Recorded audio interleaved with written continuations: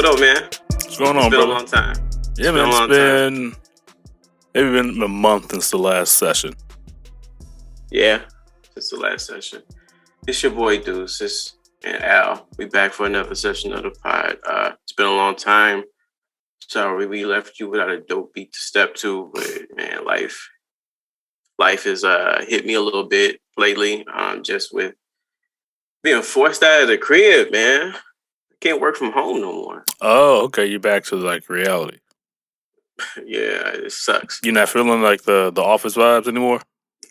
Well, I can't hate on the office vibe just because right now it's just me and the person training me for the role. Oh, okay. So I can't trip on that. It's just going there every day. Like, so used to rolling out of bed, scratching my ass and turning my computer on. I hope you watch it. Now it's after you. Now it's more of a production. I got to get dressed. I got to iron my clothes. I have to wash my ass. I got to moisturize. Wait. You don't take showers every day before you get the day going? Okay. All right, we got the answer to that question. I mean, I live with somebody, so I have to. But well, I mean, like at least I kind of stretch those rules a little bit. I mean, all right. I guess lounge around the house, everybody does it. Like sometimes you may not take a shower till the afternoon or something or evening. But I guess for like the work thing, that always helps like kind of start to set the day. Like, all right, you're getting up, you're getting ready. So now let me switch my brain over. But also, I'm up at 4 or 5 o'clock with toddlers running around. Yeah, you got a whole different game going. I don't even think you have like time off. Like you have responsibility. You are always on the call. Like I'm not there. So my mentality is you get 8 hours out of me. Maybe 9 or 10. And I'm shutting it off. I don't bring my work home with me, none of that. So I'm really compartmentalized in that way. Is there any positives that you find from like the routine of going to the office, having to go out in the world? Anything you like about that you may have missed? I do like for me, like I know that my job is more like business casual. Mm-hmm. And I like dressing. I like putting on clothing. What? I like, putting my shit in a bag and going somewhere. I do feel some comfort in that. I feel like a functioning adult. But as far as like having to leave the crib, and it's a production that you don't want to do every day. Like you may want to go to work probably 2 or 3 days out the week. like honestly, like 2 or 3 days out the week, I really want to get up and go. Unless you just love what you do. Right. But for me, I just been trying to get back into mentality of this is just what it is. All right, man. That's the that's for everybody, right? Well, I've flown so close to the sun. I know what the other side is like, man. I know what it's like to just open up your computer and just go to work. But there's, I used to just be ground broken for writers and CEOs of companies. And then I somehow have gotten an opportunity, thanks to a pandemic and technology, I got the chance to just sit at home and open my laptop and get to work. That was I felt like a king. Okay. I mean, yeah. I'm working in my drawers. Wow. All right. Hopefully you never stood up in a meeting. No. Yeah. But there are like, now that I was like unofficially remote during the pandemic. Now the newer gig, it's all remote. So it is kind of like a lack of a social interaction. You have to kind of go out of your way to like interact with people. Because I can go a week outside of taking like the kids to daycare or maybe run an errand, like not seeing anyone. It's like, okay, all right. That was amazing. I loved it. Okay, all right. You guys, I have the hermit in me. I have the hermit in me. That's all. All right. But what if you didn't have any internet though? Well, then it'll be strange.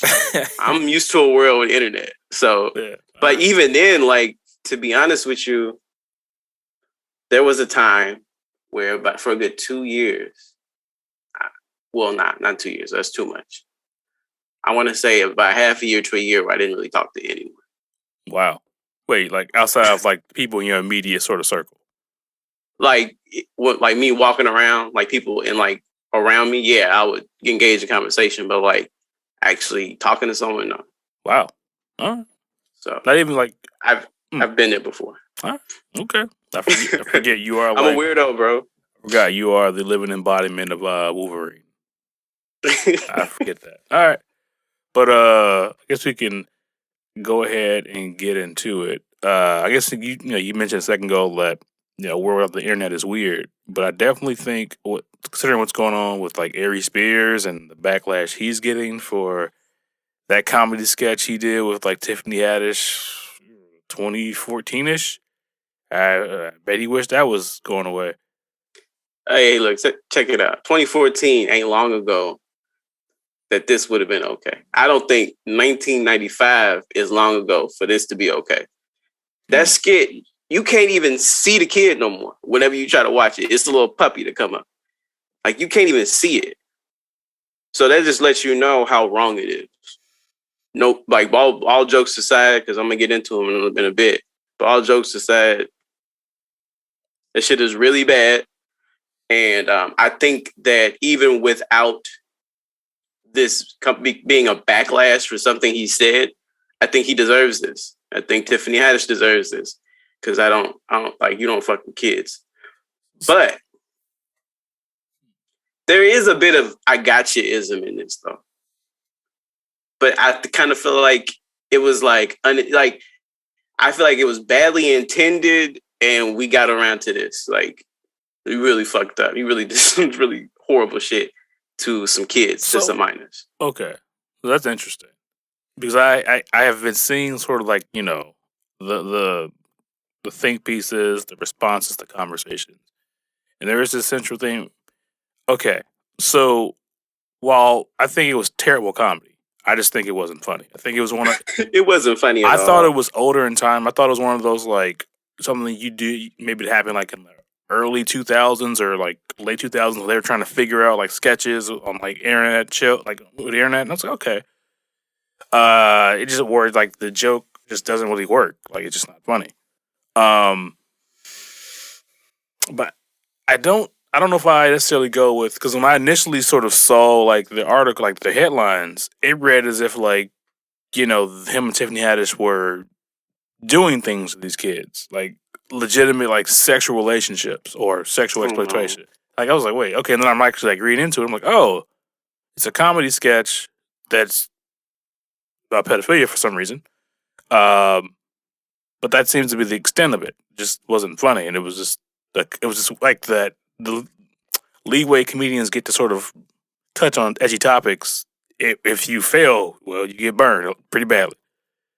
So I was like, when people talk about it, it's almost just like as if he actually violated those kids. Maybe you could argue he did in some way, but it just seemed like it was bad comedy. It wasn't physical sexual assault. No. And then, but it is still it's still sexual exploitation of children. So then, same way you would do an adult. So okay, an adult is able to consent to sexual exploitation. That's the thing. But I guess the thing would be how is that different than any kind of media or whether it be a show or a movie that kind of touches on like that kind of topic? Or because I think that this is how you know it's wrong. And that there is some type of deviant behavior in it. The mother was lied to about what it was. Allegedly. So if you have to lie to me, because you told me it was for, I don't know, I forgot what they said it was for, but it was much more innocent to where, okay, you need children for this thing. The mother alleged. But it became a pedophilia sketch. But like, okay, I guess in fairness, my question would be, why would the mom not be there? Why would she not like ask to see a contract? Why would she not ask like all these things?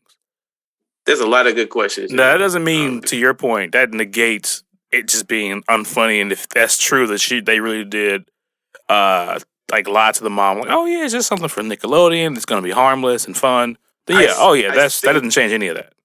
That doesn't change any of that. I think that Tiffany Haddish was friendly with this woman. Apparently, I think that's what they the were reports friends. are. Apparently, they were like good friends, at least from the woman's account. So therefore, you would be entrusting of. Nah, I consider. No. I consider you a good friend, like one of my oldest friends. I would not just be like, if you said, "Hey, man, let me get your kids and go do some video stuff." Okay, nah, Yeah. I'm going with you. Like, you built different. Yeah, you are. Yeah, you're built different. She's built different. She's somebody else. I wouldn't do that either. I'm not shaming her. I'm just thinking it's weird. Shit every day. I hear you. I'm not shaming her. I'm just like, it's kind of like it's kind of weird. Anyway, but that doesn't none of that negates whether it's right or wrong. I guess. Like I was thinking of like how would that be different from like an SVU show? Hear me out. Where it's about, unfortunately, like the story about a kid being assaulted somehow. There's like a child actor in it, and they have to sort of play the role. And it's all said and done. Nothing necessarily inappropriate happened. I know they've got like protocols in place. But afterwards, the kid kind of feels some kind of trauma about it afterwards. Like, that was just an awkward experience. Like, how is that different from just a terrible comedy sketch? Like, they're both touching on a subject that no one, be included, is like, yeah, it's not a big deal. But like, where do you draw that line where like one form of it's okay and the other form is like, oh, this is absolutely outrageous. You should be thrown to the jail. That for me, that was like the thing I was having a hard time. Like, wait a minute, but what about that movie? And people were mad about the movie the French lady did, Cuties, where it showed about the preteen girls and how they get influenced about the older girls and like sexualization.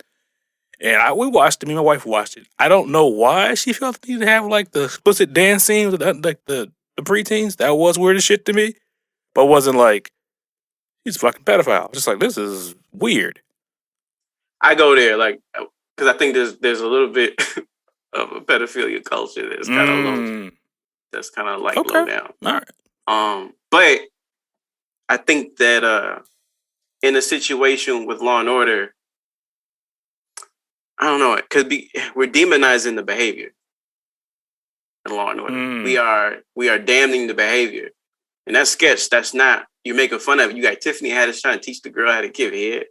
Like, that's allegedly one of the reports. And I don't think I saw that part of it. But I'm like, that's not, you see what I'm saying? Like Euphoria, like check Euphoria out, right? I can't watch Euphoria. I tried, I get the actors are all adults, but in the world where you're take Euphoria and make them all children, like really children. It makes it horrible. It literally, because now. But is it okay to watch it? It's already bad that I'm watching something that's supposed to be characterized as children doing these things. But now you are like House of the Dragon. How cringeworthy was that shit? Oh yeah. I was like, bro. But you know that girl is an actor and she's older than what she's playing. But just imagine if that's really like you really watching a child get raped. And see how cringeworthy that is. This whole idea of what Tiffany Haddish and Aries are doing, that's how you feel. It's just cringeworthy. I don't want to be nowhere near that. But in the, at least a little to your point, the little that you can still see, it doesn't look like anything actually happened. They were just alluding to like the inappropriate. Granted, there was apparently some oil rubbing, which is too far, Aries. It's too far. You can imply. I had the kid wear a shirt and do it. It's still weird as shit, but at least it's clear that you're being stupid. I don't know. I don't think they get that nude as a baby or SVU. Yeah. I think there are certain things that don't go on. I just think it was just. I think comedians get a license and they understand like you can. If you cross certain lines, it better be good. Because if not, you catching heat. But then again, is it criminal? No one. Do you feel like it's criminal? No, I don't think it's criminal. I mean, technically, I don't think it's criminal. Because I think if it was criminal, and the fact that this case is not new, and the mother initially was trying to get some type of like compensation for what went down, they'd be in jail now if it was truly a criminal act. Yeah, because now neither one of them have the kind of juice. No offense, especially at that time, to like make allegations of pedophilia on video that is recorded, to go away. Like, no, they two black people, they'd be in jail. Now, that doesn't mean... Because we've seen interviews, and granted, it's a different crime, but in the 80s and the 90s, where it is alleged that a man is beating on a woman and he kind of cops to it by way of his speaking, just running his mouth, he kind of admits to it. Yeah, I hear that every now and then, and we do nothing. Like, we do nothing. We did nothing. There was no backlash. It was just like, oh yeah, he's one of the men that beats his wife every now and then. Like, it happens. People do cop to shit, and there is no backlash, especially back in those times. But you know what? It's 2014, so it's not. This isn't the height of. That's the thing. Like, I'm dead, like, son. Because it's Aries Spears, I'm automatically going back to like 2004. But then you have to have Tiffany Haddish, like they have to cross paths, so it has to be 14. It can't be 2004. Yeah, I mean, she was, because Aries, that's like when he was the height of his popularity in 2000s. I think, right? Or was it in like late 90s? I don't remember. It's like late 90s, 2000s, Comic View and Mad doing TV. the damn impressions. Yeah. That's another thing. You're not funny enough for this. And you know what? That's what it is. It's you went after Lizzo and they came after you because I just don't think you was the man for that message. First of all, they asked you about Lizzo and how you thought about her music, and you went straight to calling, just degrading her. Like, I get it. He was being funny. There's a lot of jokes there. There's a lot of material there. Yeah. Huh? He was trying to be, trying to be funny. But it's not funny. None of it was funny. It wasn't. Well, none of it was funny, and that's the problem. Like, when you try to be funny, but you ragging on somebody, you better be funny, or you finna get but that also, hook. In fairness, there is a bit of lack of a better word, plot armor around certain topics. Not plot armor, that's the wrong thing. There's a bit of like people automatically being sensitive about certain topics. Like, I think in the case of Lizzo, by no fault of her own, she's become like the symbol for body positivity. And people will sometimes, it seems, if you give any kind of critique, to your point though, it had nothing to do with what they were talking about her, like they come after you. Yeah, I could have talked. I would have said her music is corny, because it is. I like some of it. I mean, I haven't listened to all of it. I'll be quite real with you. It could be a nice little bop, but it's still corny. It's like Drake is corny. But her music, at least from my perspective, it isn't really made for me. So I take that into account. Like, it's made for. I don't know who it's made for. It's made for women who need confidence boosting. I don't know. It's made for more than just women. Yeah. And queens of all nations. Everybody can't be queens. Like, everybody can't be kings. We all can't. If everybody's royalty, then nobody's royalty. I mean, the idea of that type of behavior, like, I'm a diva. Divas. Why we? Okay, I'm gonna go on a rant. Never mind. I'm gonna stop. Go ahead. Well, no, just the whole. I don't know. The weird thing where we just keep almost glorifying like excess and bad behavior. Like, what is this thing where again, this is not Lizzo. This is not a Lizzo thing. It's more of, I think we got to stop glorifying, we as a culture, sort of like this, you inherently are shitting on someone else to boost yourself up. Mm-hmm. Like, it just seems like it's hollow, and you're probably just saying that in an attempt to like empower yourself, but you're really not. Okay, so give me an example of what you mean. Like, so a lot of because I did the Lizzo ride on Peloton. It's probably the most Lizzo music I've heard, honestly. I'll be completely honest. I was a song here or there. So I'm familiar with her themes, but a lot of the things in her music are, I'm the shit. I'm that bitch. Like, in some variation. That's essentially what it boils down to. Mm-hmm. And I get like, yeah, I'm powerful. I hear that. But if you are that bitch, then by default, she can't be that bitch. So you inherently are putting her down to lift yourself up. And if you really were said bitch, you wouldn't have to say it because it would be understood. And it's the same. I have the same issue with like certain rap music, where a dude, he's talking, I'm the shit, you niggas ain't nothing. I'm like, bro, I don't want to hear an hour of you telling me how terrible I am and how good you are. I just don't want to hear that anymore. Like, it's not entertaining to me. That's not hip hop to you? I think it's different. I think, in a sense, if it's a part of it. Can be a part of hip hop of like bragging on yourself and showing how talking about your life, whatever. But make it entertaining.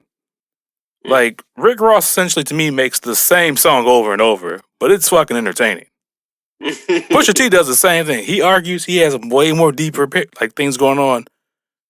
Sure, I hear coke rap, same song, but it's entertaining. I can enjoy that.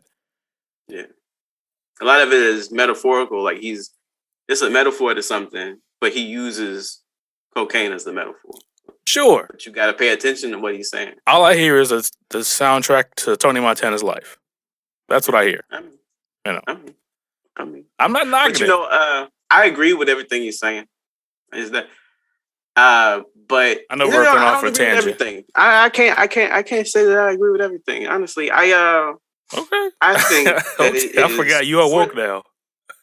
No, I just think it takes all types. It does take all like that attitude does rub you the wrong way sometimes, especially for me because I'm a low key person. It's not my nature to rub my shit in somebody else's face either. But I do see those people and I admire the character. I admire that character that you are so delusionally confident in yourself that you think those things matter to me. Like you think those things matter because it's all it is just bluster. When you tear that somebody down to their studs, they just like you and me. They just like you and me. It's just a bunch of bullshit that coming out of their mouth, and I could filter, and I could filter through what's clever, and I could say, oh, that's cool. You present it in a way, and then I can see. I feel like. I don't know. I just feel like society has limited roles, like for you. Like if you listen and you are trying to become a person based off of what you see around you, you're going to become one of 4 different types of people, and that's it. Instead of just going inward, just being the best you. That's where your artists come from. They're creating these trends, but not even them though, because I see them fall into the same traps. I talk to. Just looking at the women aesthetic, and I don't mean to beat up on women, but just the women aesthetic on Instagram and social media, it's like 4 different types. Break them down for me. And if you know, like if you can, even just one, because 4 that's a lot. Like, what do you when you're like sort of engaging? Like, what are you seeing where it seems like, oh, I'm kind of like I'm looking at the exact same personality or person over and over. It's the period. I'm that bitch. Period. It's that shit over and over and over again. It's that chick over and over and over again. It's like, wow, you guys don't have different types of ways of talking. Like growing up, like we had like, people from Detroit sound a certain way. People from Chicago sound a certain way. People from New York had their slang. People from the South had their slang. Now everybody sound the same. Everybody's saying the same phrases. They're just catchphrases. It's like inner catchphrase. You know how I am about cliches because you're not really talking to me. You're just bullshitting me because you don't have a purpose. You just enter cliche here. You don't have a real thought. These are just repeated thoughts and phrases that people say all the time. You don't have an original thought of your own. And that frustrates me. And I feel like I don't need to waste my time in this conversation. Let me remove myself from you and let you go spew that bullshit to somebody else. Like, it's cool for a rap song if you put it behind a beat and you make a bop. But when you talking to me, hell no. You can't have conversations based off rap ad libs, based off of producer tags. Like you can't have a conversation with me like that. Emojis. You can't have a conversation with me texting me with emojis. I don't know what the fuck you're talking about, and I'm not gonna keep doing it.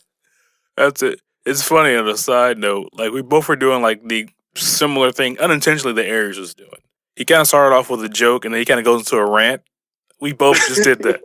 And yeah, unfortunately for him, he picked the wrong person to rant about and got flamed up. But it's interesting. I mean, I think the world's much smaller. I think because maybe not everybody, but most of us are engaged in social media in some way.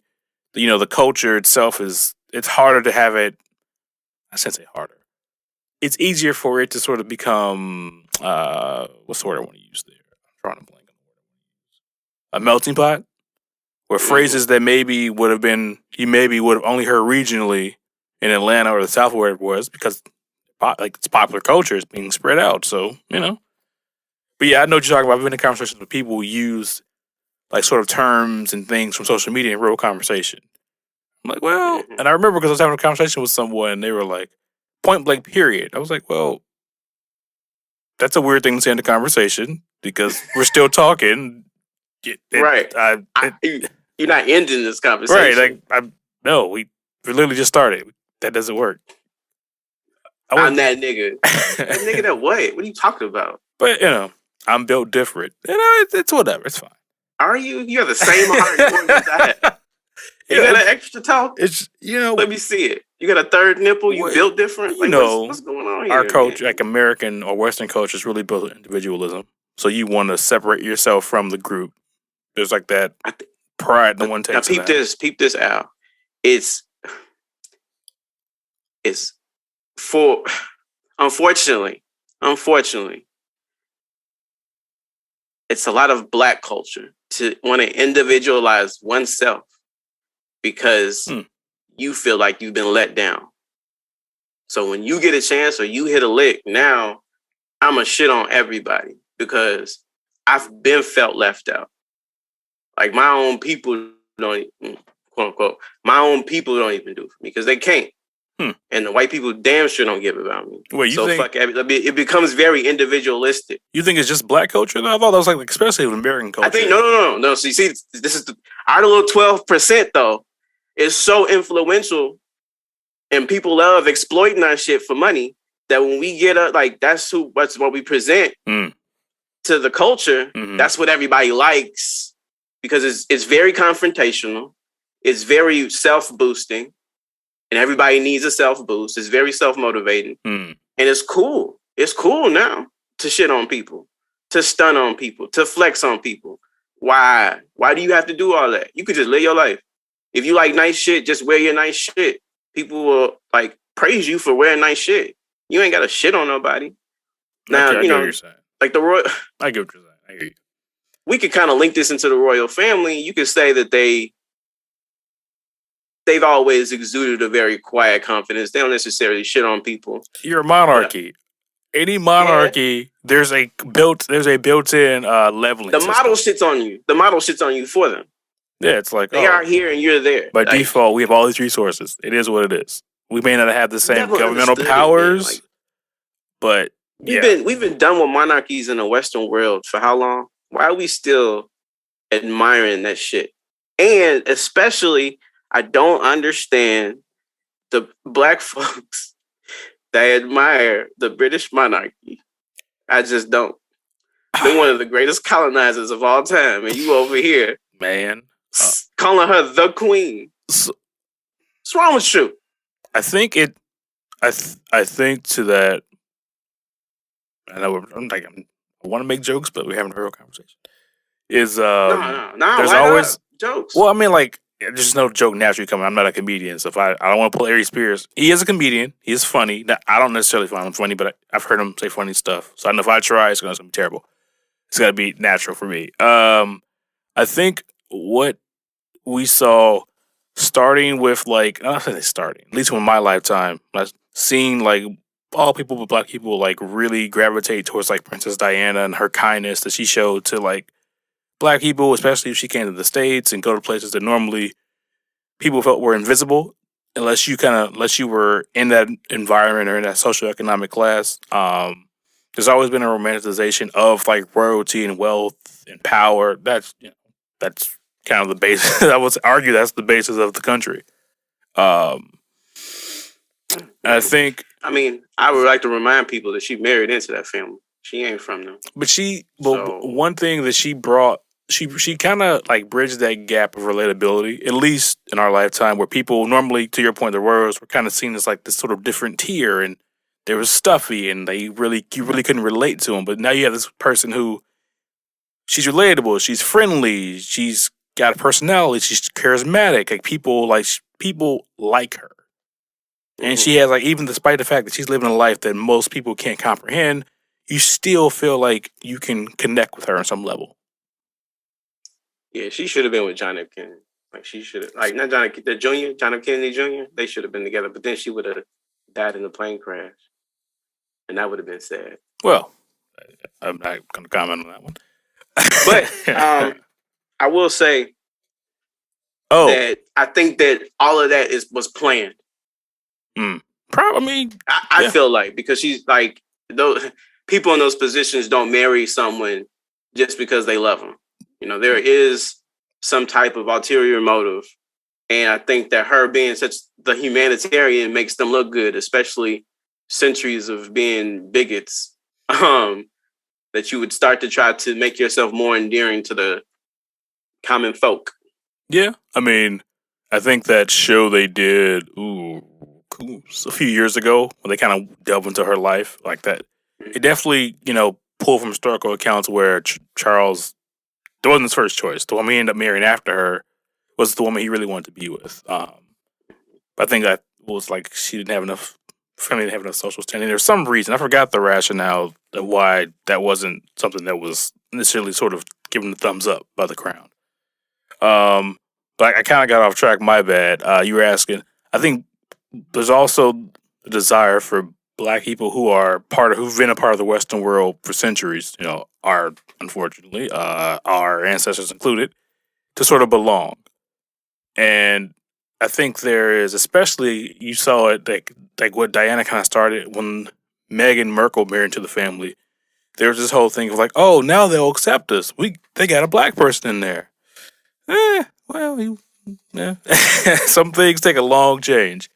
So I think there's always this desire to sort of assimilate into societies where we, for various reasons, haven't been able to. So I think Black people don't necessarily, this is my opinion, want to sort of be on the outside looking in or always having to sort of find ways to innovate to sort of stay in the race. I think we want to be like everybody else for the most part. We want to be able to get our food, to get our shot too. And not have all these hurdles and roadblocks and things just that you have to get to just to even get to the starting blocks. So I think there's a desire to assimilate be to like the culture. Everybody else. Yes. So I think that's part of the desire. It's so annoying. Is it though? It's you. I mean, to me personally, as a person who kicks it different, yeah. I mean, okay. I can't stand it. Maybe I should say it a different way. Maybe not like you do every single thing that is deemed sort of like what you should do. Like maybe, but at the same time, I should probably say like, the ability if you want to raise a family in a good environment and have resources and a decent career or a small business or, those kind of things. Being part of the culture. You not having to worry about if you have kids and Tristan Jr., opts to, go to a good school.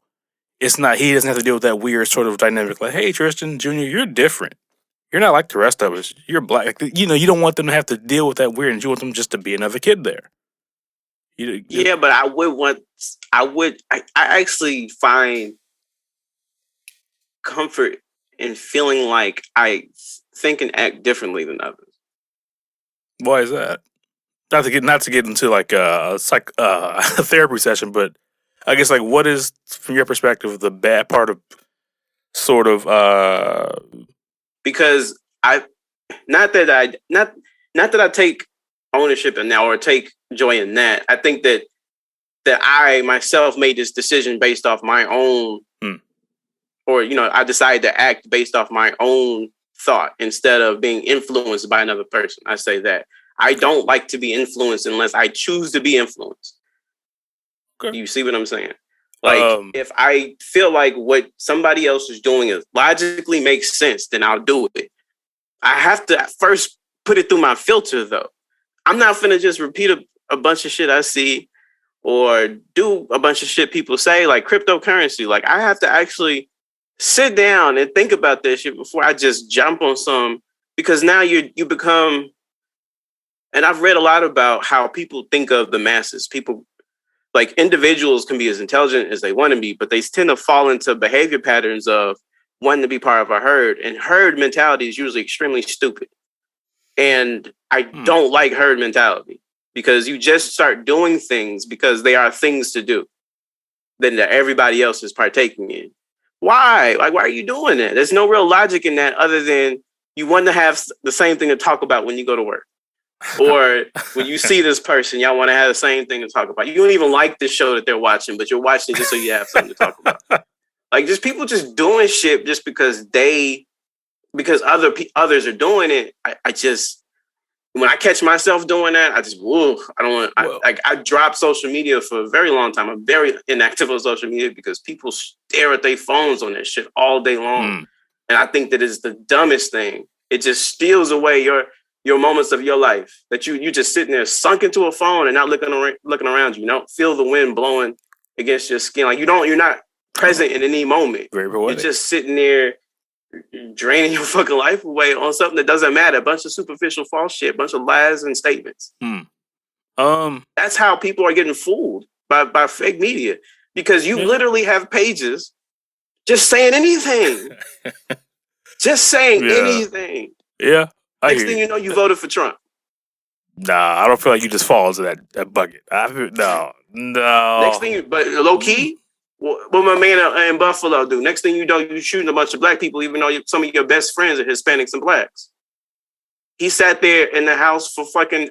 Not that I say this is a justifiable reason. I see your face, but I'm just saying. No, I don't know what you're like. The motherfucker sat in the house during the pandemic, the Buffalo shooting. He sat in the house during the pandemic and what's the word? Radicalized himself. Like just off some bullshit, just because he sunk into a rabbit hole and he was dumb enough to go buy a rifle and go actually go do some shit. Oh, okay. So I didn't know this. So that guy, that part of the internet is poisoning. I don't care about the I got you shit. Like that's very mild to the shit. The real poison that's on the internet: misinformation of culture, misinformation of history, misinformation of a lot of shit. Okay, I see where you're going. Okay, because I was gonna take the angle of groupthink, lack of a better word, of like moving with the pack of the herd. You know, from a biological perspective, is how people have been able to thrive as groups. Where being individual, you have more of a chance of not surviving. So I think that may just sort of be built into our DNA to sort of want to be with others.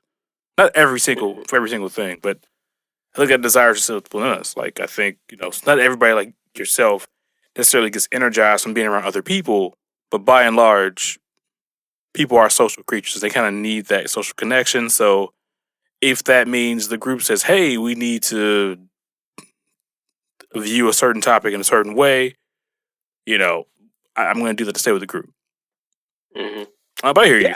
But that's interesting. I definitely get like the other side. Like I've been in places where you feel the energy in a group. Yeah. When you go, I've been to Beyonce concert and I'm like, oh, I get it. I get why you motherfuckers love Beyonce. I completely get it. The energy in the place. Plus, she's up there performing. Like I get that. Like there's a lot of group situations where there's a lot to thrive off of. When you go to a game, I love to go to games because there's a communal feeling of behind this team and there's a good group energy there. Yep. But I'd be damned if I'm going to think like every other sports fan. Because y'all are fucking idiots. Every time I hear a motherfucker talk about sports, it fucking irritates the shit out of me.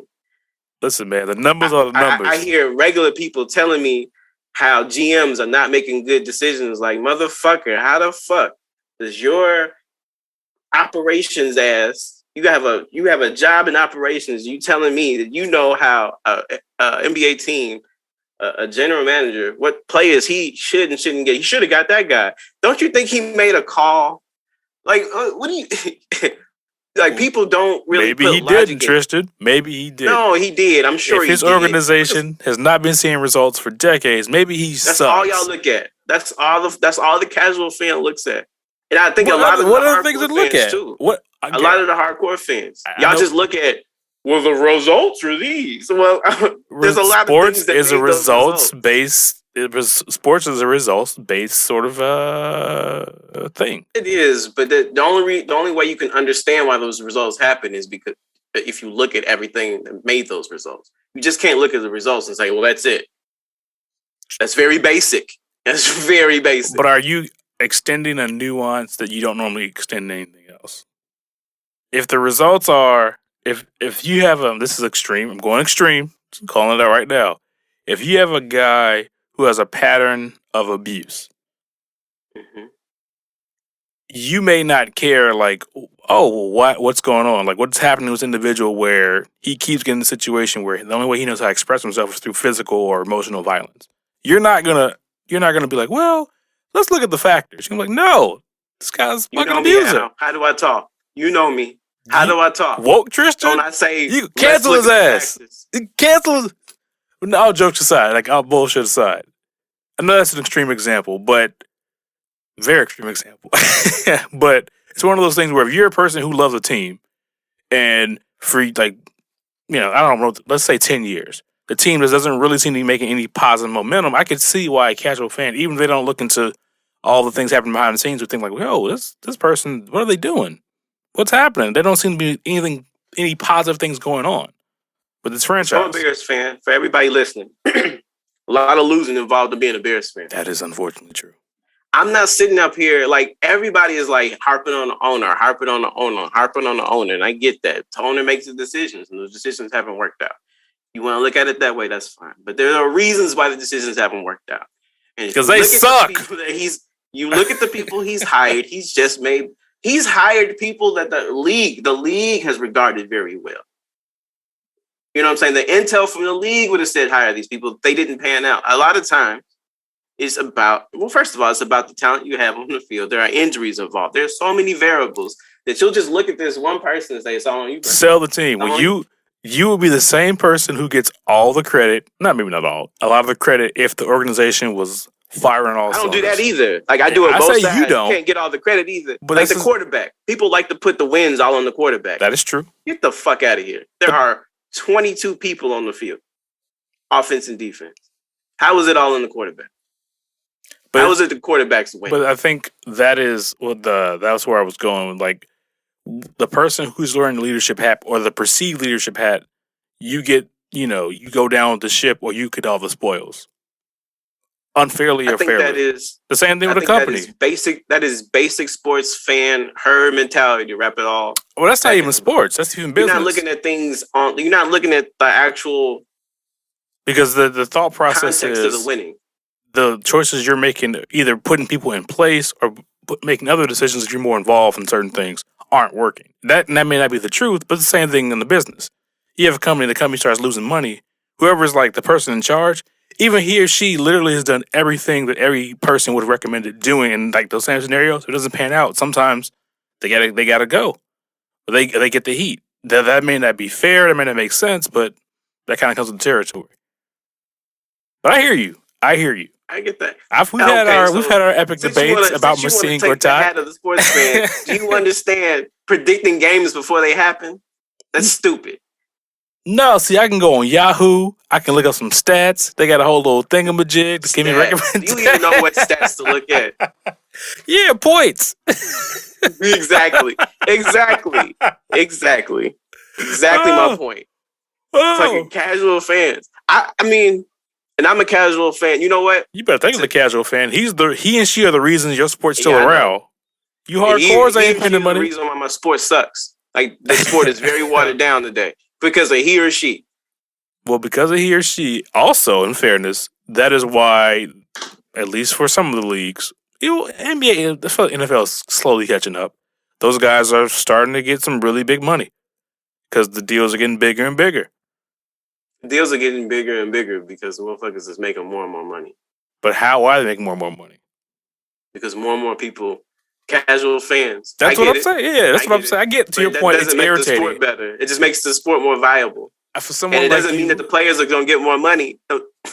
Unfortunately. I mean, the NFL is slowly coming around to breaking off a bigger piece of the pie. You can't do it in the NFL, and I'm going to tell you why. You can't fully guarantee a contract to something that you're like for 5 years that you're only going to get use out of for maybe 1 year. You can't guarantee a 5-year contract to a guy and you may only get a year out of it. That doesn't make sense. Fiscally, that just doesn't make sense. You wouldn't do that with any other part of your life.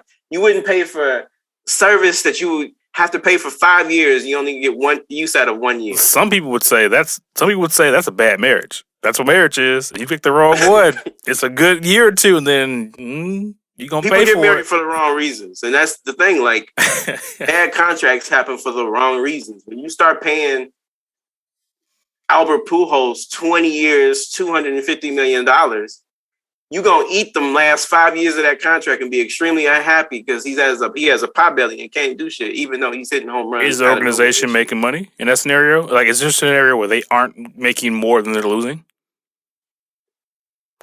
Well, I would say because those organizations all make money. So that's not true. That's not true. That's not true. That's not true. That's not true. That's not true. That's not true. The league ends up, and I think in a whole, they end up making money because a lot of teams are losing money, but because the big market teams make so much money that the whole league in a whole comes out on top. There are like market teams. I want to say maybe the Angels, where they have. I don't think they're paying Shohei Ohtani that much money, but I know they're paying Mike Trout big money. But if you are a small market team, you don't have that much value money coming in, and the only reason why you can have a large payroll is because of the revenue sharing in the league. So they kind of make it so that you can still operate, but you're not making money, and you're sinking money on some of these players who are in their 40s, and you got them on these huge contracts that you wish they weren't on anymore. So then does that mean... It just doesn't make sense in football when that dude will be out of the league. Nobody has a 14-year career in football. Nobody has you barely have a 5-year career. I mean, quarterbacks do have a longer shelf life. It'll depend on how they play. Maybe. And depending on, like, the protection and all. Yeah. And how good they are. Yeah. True. But, running back, some other stuff. Yeah. What color is the quarterback usually in the NFL, Alex? Historically, it's been mostly white. I mean, we're seeing some slowly, more and more people are like, all right, hey, we got to stop this. But you got to be elite. You got to be one of the top 10 quarterbacks. You can't be no average quarterback. That ain't happening. Well, I mean, Geno Smith's getting a shot. A wide receiver. Geno Smith is, I mean, now. I think Geno Smith is he's the best they got right now. That is true. The minute they get something better, they get something better. Sorry, Geno, you on the bench. Russell Wilson got up out of there on their ass and they got stuck. So yeah, but I know we got way. Sorry, we didn't go down a sports tangent there, but no, that's cool. Yeah, if you want to stay on sports, we can hit the Robert Sarver topic. How familiar are you with that? Is this the owner that got in trouble for the comment? He made some racial comments during his tenure, and it's also like had some sexual allegations or harassment against female employees. Okay. All that, sir. All that. So I can go through the allegations. I got them pulled up right here. Boom. Go for it. All right. This is a part of a segment I'd like to call Reading. Mr. Sarver, on at least 5 occasions during his tenure with the Suns/Mercury organization, repeated the N-word when recounting the statements of others. Mm. Now, how do you feel about that? Like, I feel like it's never okay. Right? It's never okay. Oh, yeah. I'm pretty clear. Like, with people I'm either associated with or, like, I'd say friends who are non-black, I make it clear, like, you can't say that word around me. Never okay. Yeah, I'm not gonna, we're not gonna fight necessarily, but it's like, I'm just making it clear, like, hey, can't say nigga around me. It's less offensive than calling me a nigga. Depends. No, it's less offensive than calling me a nigga. It depends. Or calling somebody a nigga, like, as long as there's no subject at the end of this nigga, I feel like I'm just going to warn you. If I feel like you're actually calling somebody a nigga, we're going to have to, it might be a little bit more than a warning. You know what I'm saying? Yeah, I know you just have no tolerance for it at all. And I don't blame you, black man. No, it's just, well, I think the first thing is, if you're in a position of leadership, you have to understand you're held to a higher standard. Even if you thought you were in like a space you can kind of speak freely, you should just kind of know like there's certain things I just can't do. It's not worth the risk. Does that mean that it's not being done right now? No. But yeah, you gotta understand. But that sounds like somebody who could lose their job. That's not an owner. An owner feels entitled. You saw what happened to what was the guy who used to own the Clippers? Donald Sterling. This is a very Donald Sterling like thing. You kind of know there's at least a precedent for what can happen if you get caught up in that kind of situation. Get caught doing things that may seem unbecoming. Well, they didn't take his team from him yet. They only suspended him. I mean, usually you do. The They get second paid. allegation. Let me get the second allegation now, because Mr. Sarver engaged in instances of inequitable conduct towards female employees, made many sex-related comments in the workplace, made inappropriate comments about the physical appearance of female employees and other women, and on several occasions engaged in appropriate physical contact towards male employees. Inappropriate physical contact towards male employees. Is that fighting? Or are you grab-assing? It depends. It could be. Could be a number of things. Who knows? Yeah. I know that one of the reports is Donald Sterling would he would touch on the dude's muscles, and so what a great buck, like deer. Yeah. Well. Yeah. And that's the problem, to the point you were just saying when you were speaking, like when you feel entitled. I mean, either your family or the group that you're like investors, you're the reason all this is here in your mind. You're keeping all this running. I'm making millionaires. You got a nice cushy office job, maybe making like pretty good salary. Everybody's eating because of me. I can do whatever the fuck I want. I feed them. I clothe them. That's what Donald Sterling did. Hey, if I want to make an inappropriate comment about the lady working HR's tits, well, hey, that's what it is, guys. She's doing good. That's probably the rationale. He's probably like, what's the harm? And, it's probably not uncommon for those guys to, just date women who work for them. But now women are a lot more vocal about, no, I'm good. I'm cool. No, thank you. I really feel like dating a coworker is very problematic, and I would suggest against it. People sleep with people in their proximity to them, though. I agree with you. I 100% agree with you. But I think that it's sort of like if you're around the people a lot, those are usually the people you, for the most part, choose from like relationship standpoint. Show some discipline, man. I agree. Find somebody else. I agree with you. No argument. Like a lot of the problems that we, find ourselves in as human beings is because you ain't got no fucking discipline. You don't know how to just sit your ass down. Stop. I felt seen. My lack of discipline with Taco Bell is why I hear where I am now. Oh, man, just stay home. Don't eat it. But it comes to me now. I can download the app and press a button. Look, I'm going to tell you right now, because I saw you and our other friends on the chat congratulating him on his journey. Oh, yeah, man. Dude, big transformation. I have retired from all that shit. I eat what you want. Don't lift a fucking weight. I'm against it. I'm anti. Don't do it. Wait, you mean like you're against like sort of a diet? I'm against not enjoying your life. If you feel like you will be better off giving up shit, go for it. I want you to have fun. I want you to enjoy your life. You only got about 70 maybe of these years. And I feel like oppressing yourself from eating the things that give you delight are not good. I feel like you only get so much time. I get you want to be healthy, you want to get the most out of your time. That's great logic. But if you're doing it because you want to look a certain way or you feel like you should, you don't really have no logic behind it, don't do it. I mean, yeah.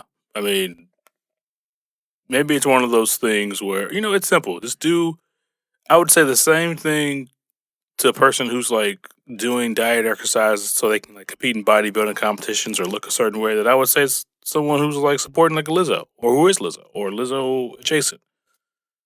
Do what makes you happy. Yeah, that's what you're saying. But some people though, man, they put themselves to a lot of stress to look a certain way, to work out every day. There's a lot of pressure to keep up the discipline, and it's a lot of pressure. I feel like if you got the stress on you, man, there's no point of that. Like, you're defeating the purpose of life. Yeah, but I would say same thing with work. Like, if you feel like if work is stressing you out, how much you really enjoying the fruits of what you're doing? All that hard work. It's for a reason, I'm sure. Mm-hmm. How much are you really enjoying that if you're already stressed out? Always drained. Yeah. You're just working to make the money so other people can enjoy it. And while you're just a mule, and that's not cool. Yeah, man, but there's, you can feel the obligation, at least from a family man's perspective, to make sure you're doing what you can so that your family has a good life. Now, you're not wrong. I think you're 100% right, but I think you can get trapped in that sort of mindset of like, I gotta pull as much weight as I can so that everybody else, I won't say take it easy, but everybody else can benefit from it. It ain't about, it's not Work-life necessarily, balance. It's all I'm asking for. you You can go want, as hard as you you can want in work 8 life hours, 10 balance, hours in a day. sir. 10 hours is extra, right? 10 hours is extra. Sir. So you go as hard as you can, but when you leave work, drop it. Drop it all. This is America. There is no work life balance. We glorify like the hustle culture. We glorify these stories of you hear about these successful people who spend 16, 17 hours a day working around the clock. There's a work life balance. You get work life balance when you're dead. Get to work. That's the mindset. Yeah. Here's the thing. That without context is stupid. You're not looking at the fact that a lot of people's work is a phone call, maybe 3 or 4 or 5 times out the day, and they can say, "I'm always working." No, you're not, bro. You make important phone calls, yeah, but you're not always working. You're sitting on your ass. You're doing what you want to do because you're probably a CEO of a company, or maybe you are a VP of this or that. Like they're not working in the same type of way that real laborers are working. And if you keep preaching that shit to people who really work, they're gonna break their fucking back. We glorify it though. We as a culture, not necessarily you and I, but there's a glorification. That's part of that herd mentality, and it's really the collective whip of the man's on your back. Because it's this mentality of I'm always on the clock working. But really, nigga, you just always have your phone on. That's not doing what I'm doing, nigga. You consider that being on your job? You just got your phone on. People rarely call you, and you have these 3-hour conversations with the CEO of another company that you got a contract with. Y'all have these 3-hour conversations, and that's what you consider working. Yeah, you are working. You stoking the fire of that relationship, but it's a lot different than your fucking frontline employees that you're telling to work 10 hours. It's the collective wit. Like it's this collective marketing. Work. Interesting. Work like me. I'm always working. No, you're not. That's interesting.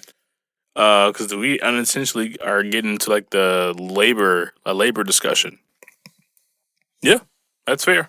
The Great Resignation. That's what we're living through that right now. People are waking up to the fact that nah, bro, you gotta pay me some more money, bro. Apparently, though, I was reading an article. May have been last week, maybe last week. That at least in some of the studies that they're doing, some of like in talking to individuals, let's say surveys, not studies, of talking to people like since that's been happening. Apparently, like about half the folks regret it because they were kind of like you were getting energized. Like, you know what? I'm not happy here. I'm gonna go find what makes me happy. And they get to new jobs, and it wasn't what they thought it was gonna be. Or there's a lot more sort of expectation put on them now that they are making more money, that they're like, oh man, this isn't really cracking up to be any better. So it's interesting. I wouldn't say that's part of the thing. You do have to have a work ethic, right? Unless work you're rich. ethic is very important. Unless you're rich. If there's work to be done, get your ass up and do it. But just like these CEOs and these owners and these inventors and these people who have startups, once they get big, they start to enjoy the fruits of their labor. And they've already sowed the seeds of these business relationships where they got this contract with this person and that contract with that person to now I'm just fostering the shit. And guess what I'm doing? I make 3 or 4 phone calls a day and I get to do and go wherever the fuck I want to go. That should be what people should be aspiring to, not working 10 or 12 hours a day to get a pension and retire and have your kids go off to college. There's a ceiling to that. It's about making it to the point where your ideas are paid for. You get paid for thinking. Once you start getting paid for your ideas, you've made it. So what if I was to say, but if it seems to be like working to retire to get a pension or whatever it is, works for a lot of other people, why shouldn't I do it? Let me ask the question a different way. What do you mean works? Works is relative. Works. What do you mean works? Well, I would say stability, comfortable life.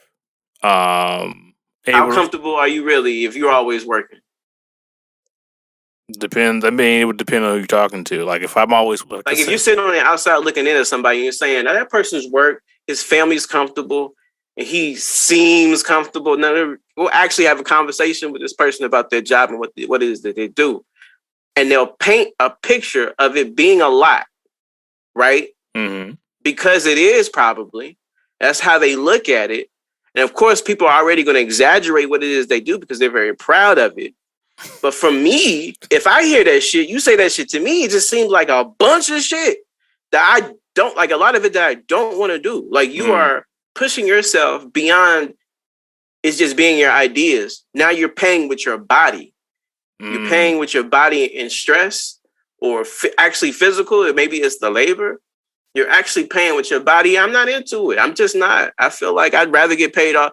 Consulting to me is the illest job ever. When a motherfucker could just be a consultant. Motherfucker could just come to you and say, hey, I got this project that I want to do. How do you think the best way it is to go about doing this project? You have somebody look over your proposal and consult you. That's the best work ever. I worked at consulting for a number of years. While it is very lucrative, it is.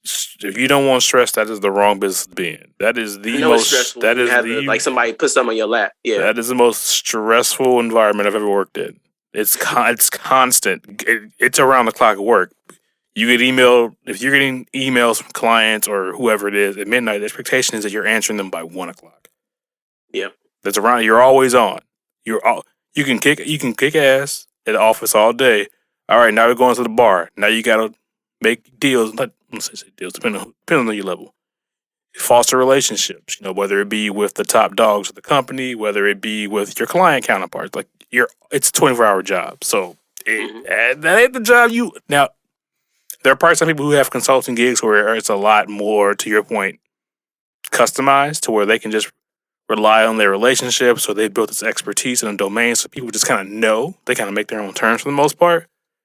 But that ain't the job you want if you're trying to chill. Yeah, you do have to prove yourself. That's what I'm saying. There's a beginning part where you have to prove yourself, for sure. Man. But if you're always proving yourself until you're fucking 50. That's how they get you. That's how because the carrot at least in the big consulting firms is, hey, if you're here, you're already like one of the elites. But now everybody gotta fight it out to see who's going up this ladder. There's only so many carrots.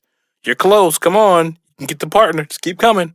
Give me a little bit more. And then it's like, well, hey, look at her. Look at him. They're doing more. Well, they did something at 2 o'clock. Why are you waiting until like 9 o'clock to answer? What are you doing? You want to get the partner, right? Yeah. Come on. It's rough, man. That's a classic. To me, that's a classic idea of somebody who a firm situation is. There's a top dog who has had all these grandfather relationships, these grandfather deals, made a lot of money and started a business and created a pyramid. Because that's all a business really is. If you look at the structure of a business, what does it look like? Here we go. It's a fucking pyramid. Oh no. And the scraps come down to the lower level consultants and they have to fight over what relationships have now already been won over. They have to build their own life up. That's how sales is. That's how stockbroking market. That's how a lot of jobs are. Like you're talking about the ground level is always the most. No, that's not a ground level. I'm talking. This is up. This is up the chain. This is at every single tier. There's somebody up there whose name is on the firm. On all the partners, they do less work. The partners do not do less work. They don't do the same. They're not doing the same type of work that people are doing. To your point, who are maybe on the doing like project individual locations. They're doing different types of work. The partners are always working. Always. They always got their phone on. No, I mean they're always working. Like, they're always having to travel. They're always in meetings. Sometimes some of them are always on the phone. And to your point, that may be a lot easier than someone having to. I don't know, someone having to write a shitload of code or manage a project of hundreds of people. It may appear to be easier, but the stakes are way higher.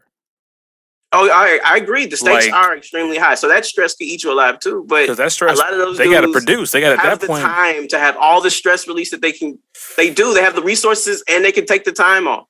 Like they have more control over their life. Some. They have more control over their life. They choose not to, but that's still a choice. But it gets even more. I would say it gets even more competitive in that because you have to sell a certain amount to stay a partner. Because at that point, if you're not selling, you're out. Like they have quotas. Top 5%. Yeah, top 5%. You're always going to have to.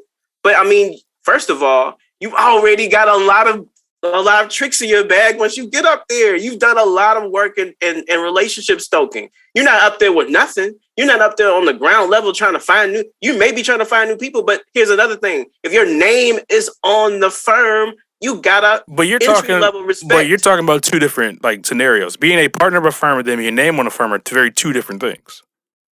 Usually, when you go partner, your name usually ends up there. On a smaller firm. On a smaller firm where it's like a handful of people, yeah. But we're talking about, I guess we gotta frame the conversation. If we're talking about like partnership, it depends on the size of the company. If we're talking about a company, to your point, maybe family owned, or maybe has like, I don't know, the person or family who started is still there, yeah, you might. A lot of times people who get partners, their names aren't on the business. They start okay, so even if your name isn't on the business, you have a name though. What do you mean? By the time you made partner, you have a reputation. Because partner is a huge step. And it's like, it's very high. I know that. I may not be in that field, but I know that once you make partner, that's a big fucking deal to a lot of people, and people know about it when you've made partner. The title that partner, gets around in your field. Yeah, especially if you're at a big firm. But I think the argument that it's easier isn't. I don't think it's at least in that capacity isn't really true. I think the type of work is different. I think to your point, you get a bigger piece of the pie. You get a way. No, you do. You get a way bigger piece of the pie than I was getting. No argument.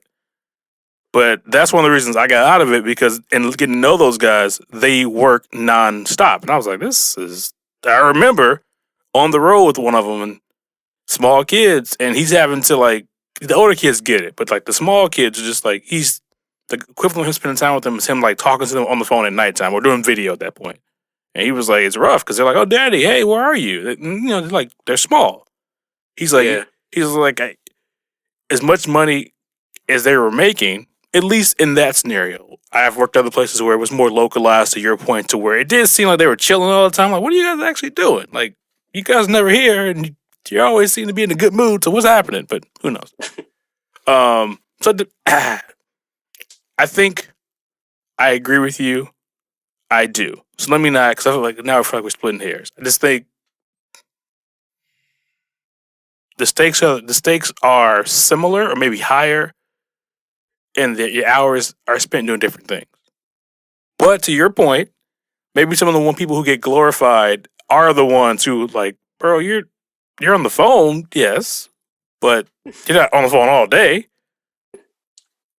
That's fair. I mean, you may have to take a call at 1 o'clock in the morning, but it's one of 3 or 4 calls you gotten. They just all are $950 to $1.2 million deals that are huge. The stakes are high on. I get it, but you go to a call center, motherfuckers taking 800 calls a day. You gotta have the same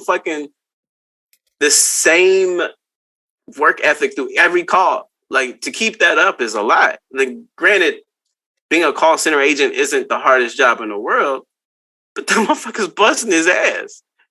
It's not the highest stakes in the world, I should say. But a person is working extremely hard. And I feel like working hard, you gotta start working smart at some point. And you do have to take on more responsibilities where the stakes are higher.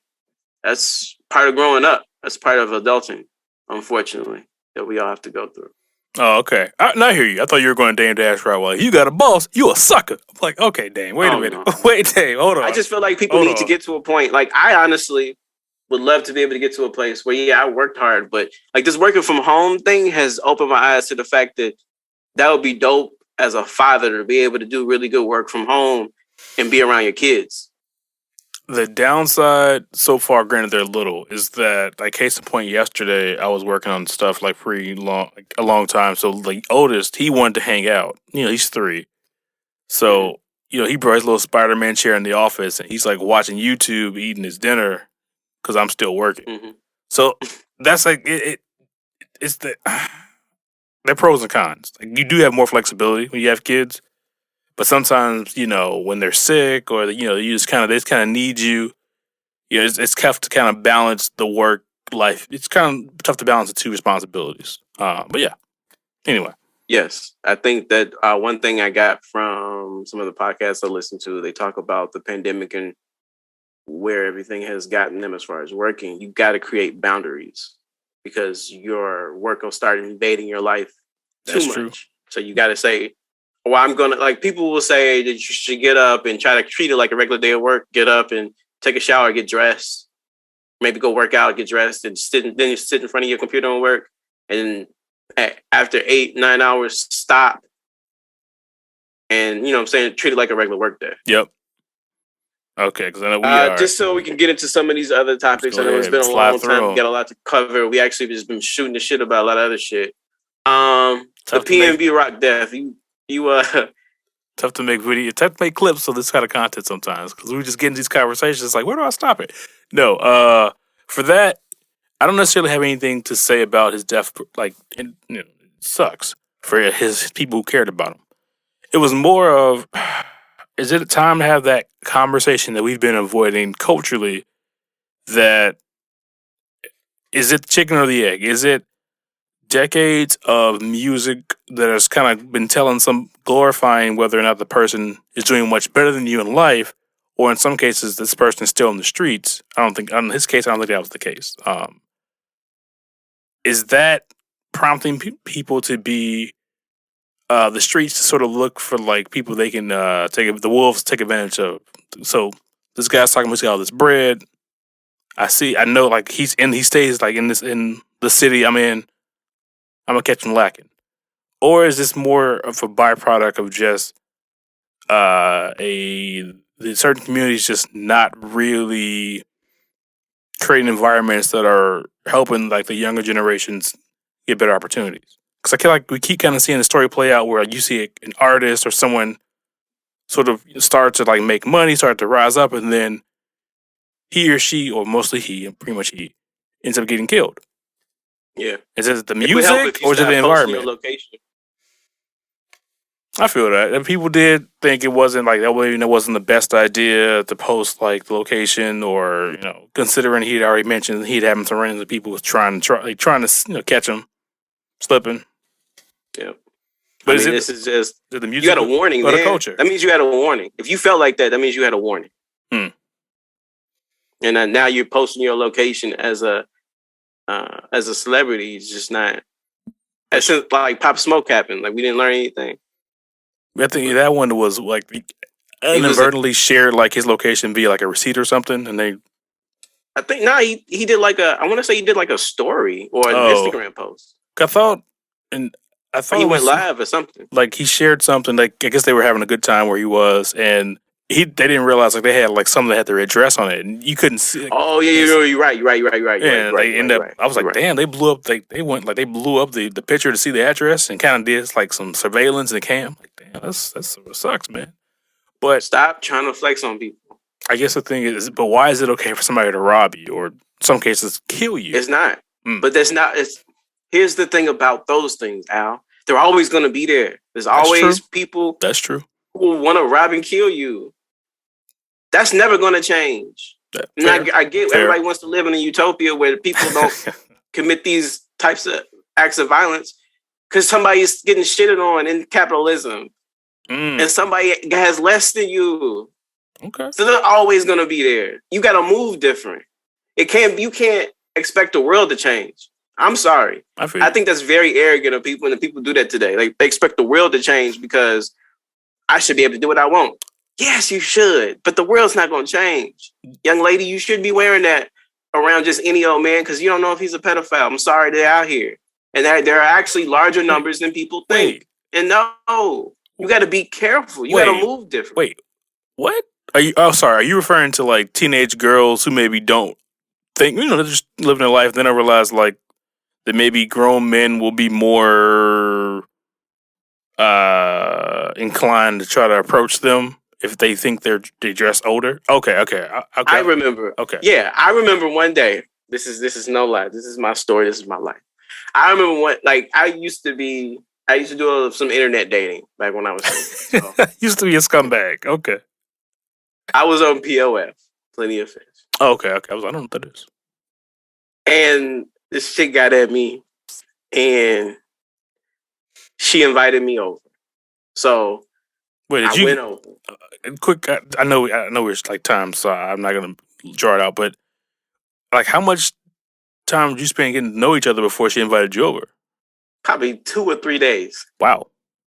Okay. Bad. It All was bad right. from the get, but I was, Oh, I was being dumb oh too. man, you was gaming. All right. Okay, game was strong. So I go over there, and she answers the door.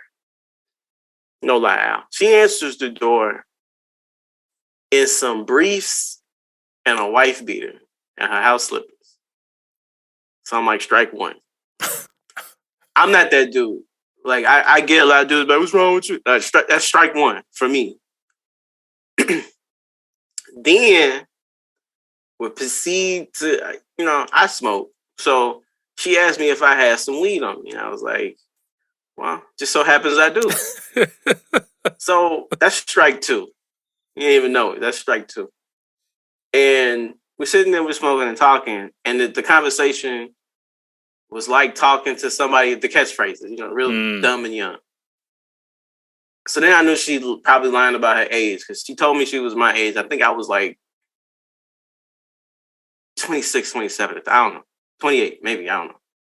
And she was talking to me. It just nothing was coming out of her. So I was probably like, I'm going to have to start planning my exit. But then this shorty came from the back, a little girl, and all she had on was a t-shirt.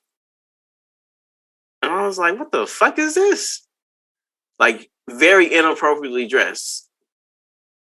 And It was like her cousin was in the toddler? back with her kids. Like, her cousin, was in the back with her kids, but her kids were inappropriately dressed. I was like, bruh, y'all gotta do better than this. This ain't like, you just brought a stranger over here.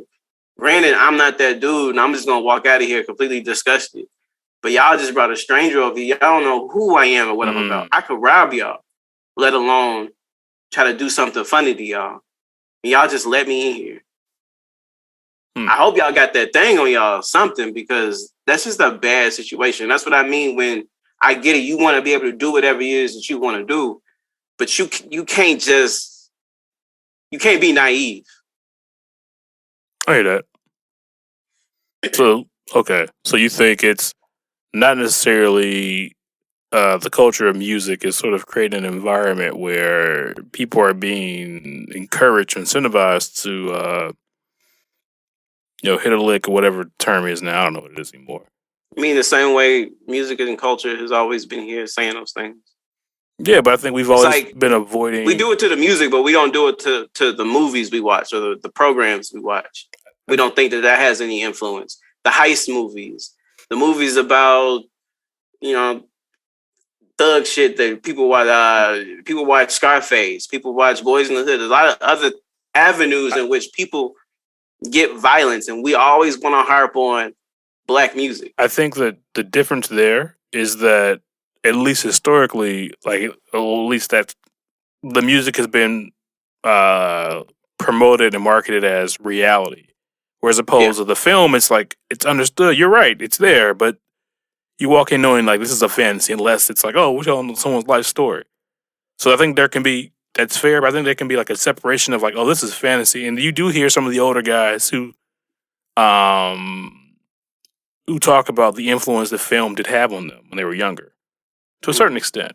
But I think because you've also told people like, hey, rap is real, this is real life, you're almost it's music already has like I think in my opinion, a profound impact on people. I just think it does, just because of the mafia was real life too, and all.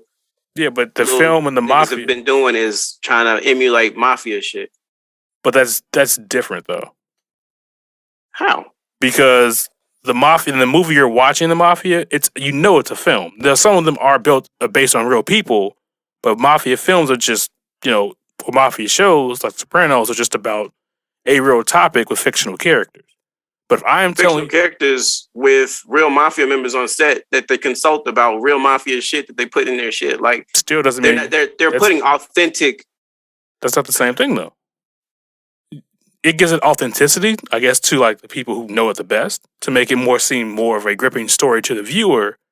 But you're not telling me that, oh, Tony Soprano is a real guy. He's watching his life in real time. Whereas opposed to you're not telling me that this rap star is really but that's what it's being promoted as. That is what it's been promoted as. Like they are telling you, not all, that this is my real life. These are my real niggas. This is my crew. I'm doing all these things. So I have done them recently. So to your point, it should be understood. Goodfellas was real. Goodfellas was real. So wait, Casino was real. What do you mean they were real? Based on real events. Well, they were telling Byron, were they taking real events and then taking creative license, creating fictional characters? Well, they actually talked in Goodfellas. It was based on the gangster that went. He wasn't actually a made man, but he was like a henchman turned informant. It was based on his accountings of what he went through in the trial and all that. It was based on, they had the Lufthansa heist. The Lufthansa was actually a flight that was heisted in the 70s or the 80s. I forget what. It was based on real shit. But it was still a film. You still weren't watching like a real-time account of someone's life. You were watching a movie. It's being glorified for sure. So your argument is that, we shouldn't point out that there seems to be a direct correlation between the content of the music and how it's impacting a certain aspect of its fan base, because films also fall in that category? Yeah, we shouldn't just choose to point at one medium if all of them are doing it. You want to clean up film too, to the point where there's no violence in film? Because people are influenced by film. Even though it's fantasy, people were influenced by GTA. Even though it's fantasy, it's fantasy, but you got scores of people saying that Grand Theft Auto has influenced their kids to act recklessly. Okay, I'll take you. I don't know that. I would have a hard time. You never heard of somebody saying that they thought that Grand Theft Auto was the cause of a lot of violence, especially amongst children? I haven't, no. Okay, yeah, that was a big thing, especially when we were playing a lot of Grand Theft Auto in the 2000s. It was a big thing. People grabbing rocket launchers. Okay, all right, cool. All right, I'll take it. I think we try to guard hip. I think we try to guard hip hop because it's black, because it's black. The black artists.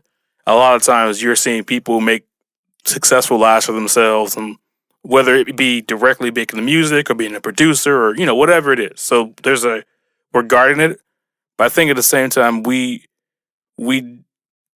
have to have a conversation where it can't be, well, that's also wrong, so don't talk about this, when this is directly influencing people and they're referencing this stuff as an influence to their lives. I think there's a responsibility there.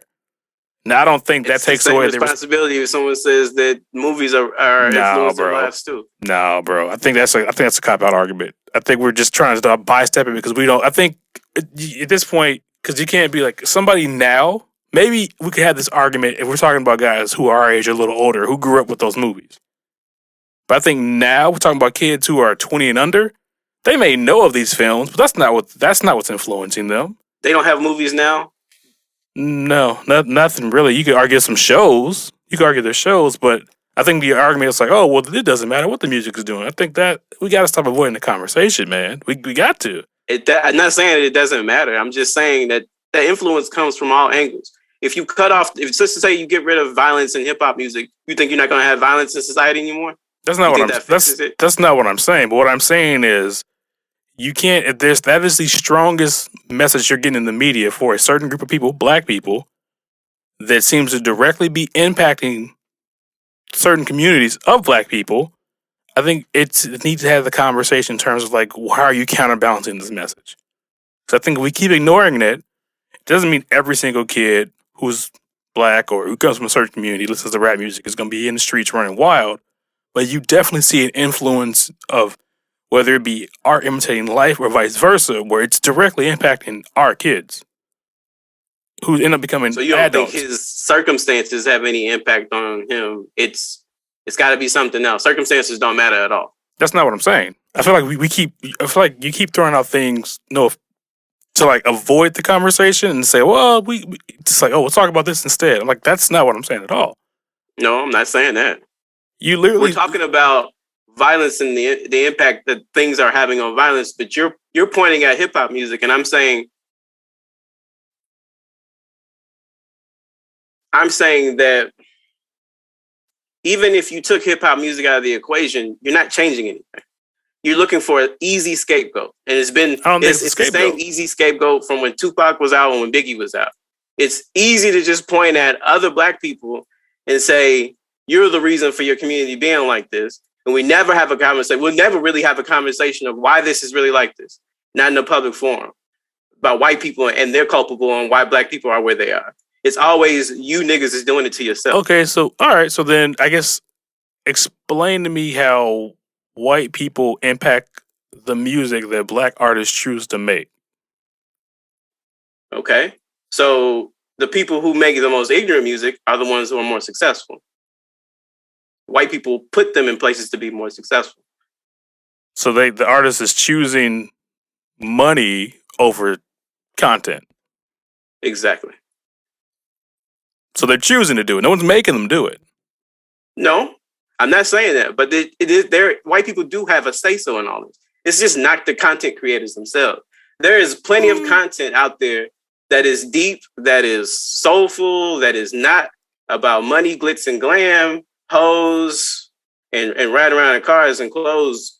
It's about a lot of other things, but that's not what's being marketed. It's being marketed because violence is always going to be more marketable, because money and extravagant things are always going to be more marketable. That's just human nature. That ain't got nothing to do with just black people and the choices that they make. No, dysfunction at some point, it can't be everything else, but like there's a common denominator. And I think if we're gonna have a complete conversation that includes media, which includes music, and I think we gotta stop doing this thing where we don't want to talk about the elephant in the room. We've had decades. Let's have a complete conversation. Don't just put it on my thing as a scapegoat. Like this is our issue and our problem, and that's not the only case.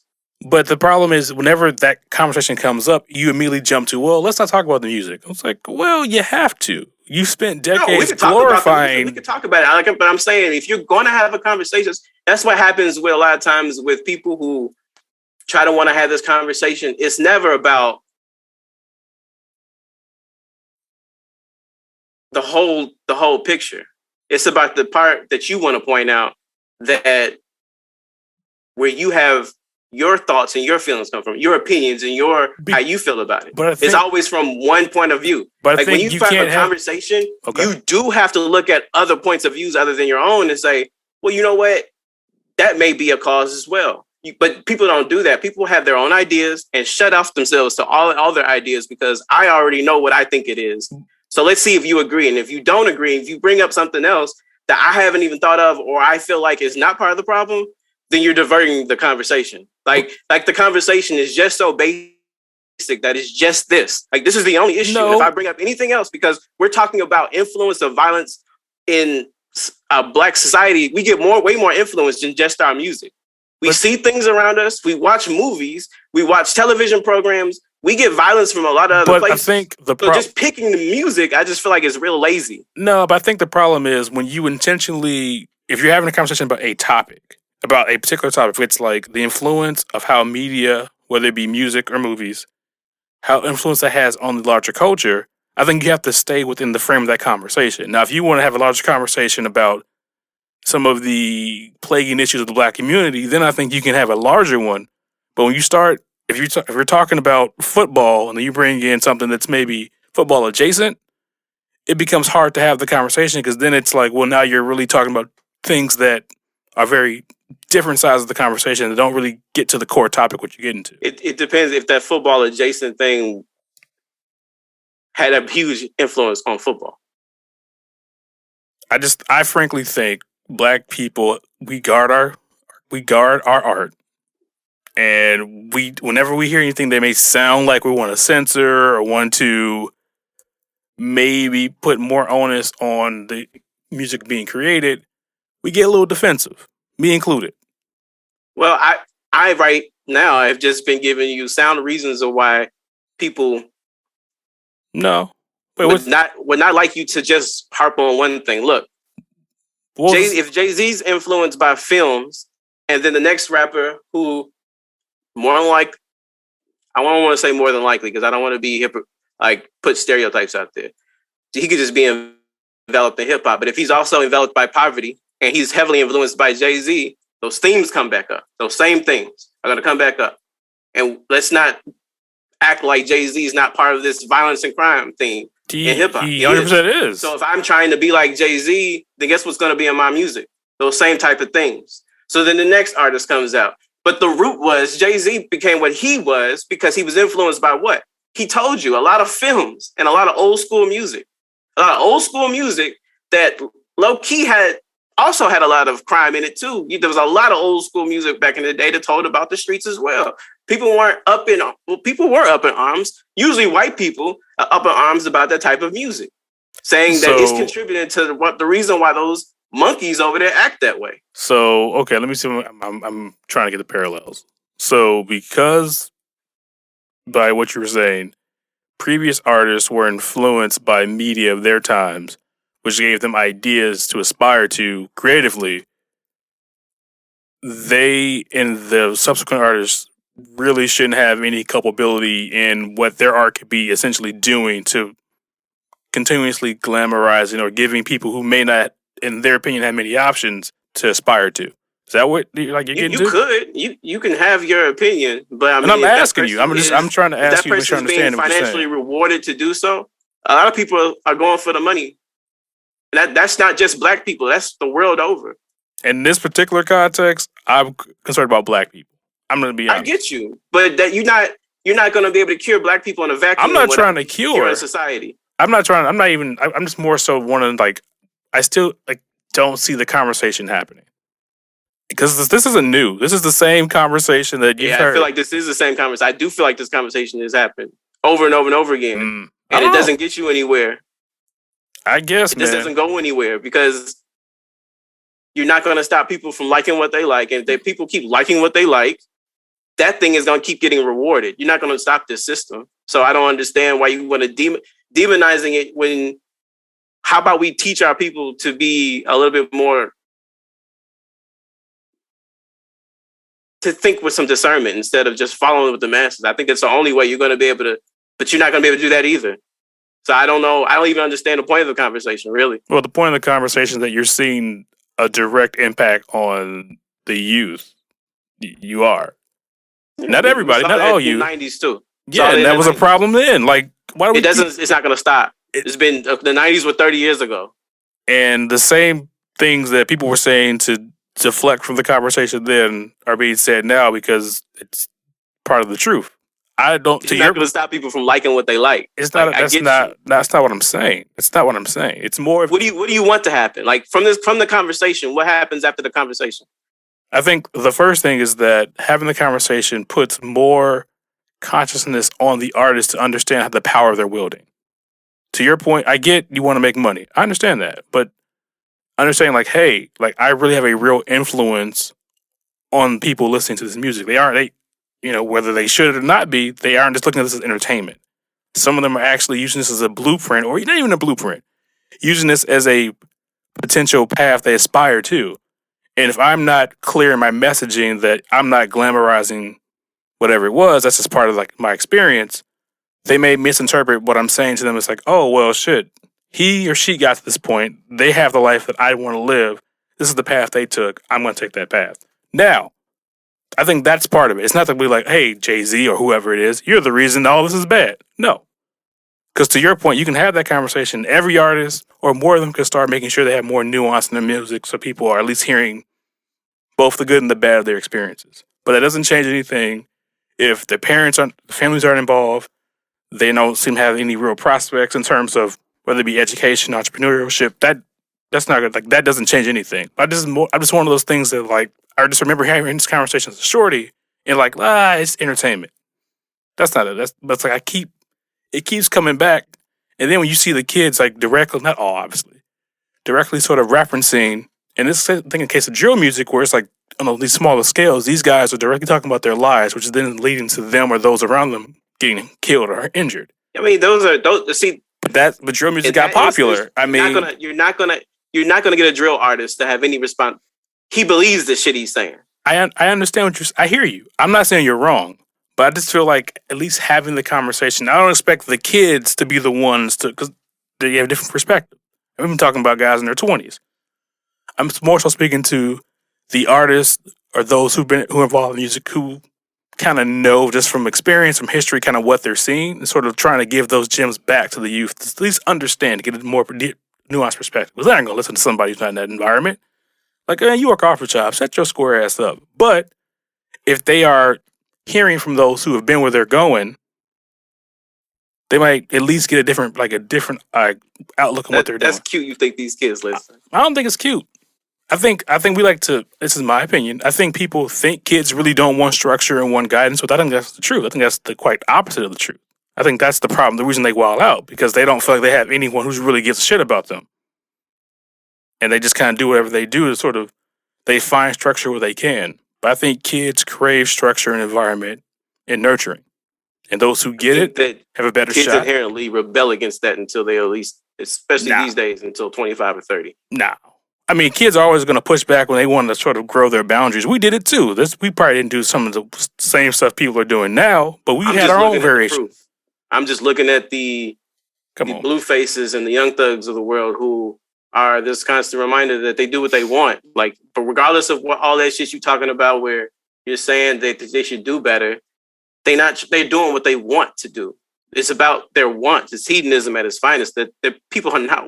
They don't care about your owl or eagle eye view of things, your perspective. They care about their lives and what they're living from a day to day. A lot of, especially these days, because of the way we receive our content and our media, is everything's quick and everything's instant gratification. But I would disagree with you from personal experience. I gotta see results from what I'm doing today. I have to be gratified in this moment. Like, it's not this perspective. So I would disagree with you from personal experience because when I was mentoring for 3 years, like kids who were boys from the ages of as young as maybe 10 or 11 through 18, I directly saw like some of these kids, different walks of life, directly saw, not just me, but it was like a group of individuals. Saw like how at first the ones that were kind of like, oh, okay, these are old niggas. They just here just to sort of pat themselves on the back and they're not really here for us. But just in working with them and learning about them and trying to help them, you could see like over time, like the program really helped some of those kids like really keep sort of their head in the game, not to kind of go too reckless. That doesn't mean it works every single time, but I think adults not sort of just brushing off the fact that there are challenges when working with young people, because everybody was young and knuckleheads at some point and did their own variations of rebellion. It's part of growing up. But knowing that you have people there who are really looking out for you does help. It doesn't guarantee 100% success rate, but more often than not, having that environment they feel like they're heard and they can be nurtured and their dreams matter, you're gonna help more than you're gonna hurt. That's all that I'm saying. Mm-hmm. And I think we can, in some cases, if the music is one of the things that's raising you, and you are able to determine like, oh, this is just music. This person's doing this because it's popular and it sells. The person themselves have to make a choice. And a lot of times I see that choice is not the right thing. The person themselves does have to make the choice, but a lot of times the people who are making the wrong choices, to the point I think you were getting to earlier, wow, Jesus Christ, we're way over, was that it's not just the music, it's the fact that there's all these other things around them that are just not really in the space to like a better way of saying when your uncles have been gangbanging and your uncle been gangbanging, your granddaddy been gangbanging, and you see that as a way of life, not just a bad choice, a way of life. It's very hard to cure that.